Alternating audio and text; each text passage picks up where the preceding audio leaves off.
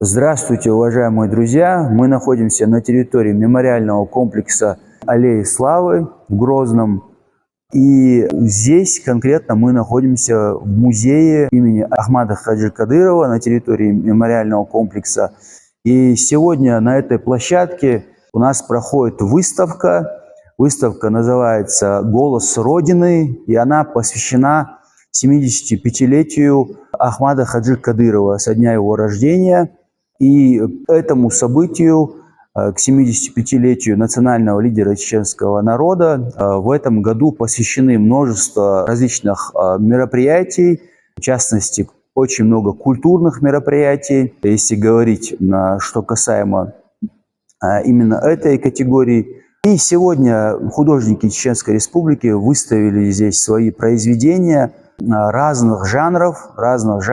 Но все они именно по смыслу, по посылам, по сюжетам восходят к главной идее нашего народа. Именно наша республика, наша родина, отечество и ее колорит.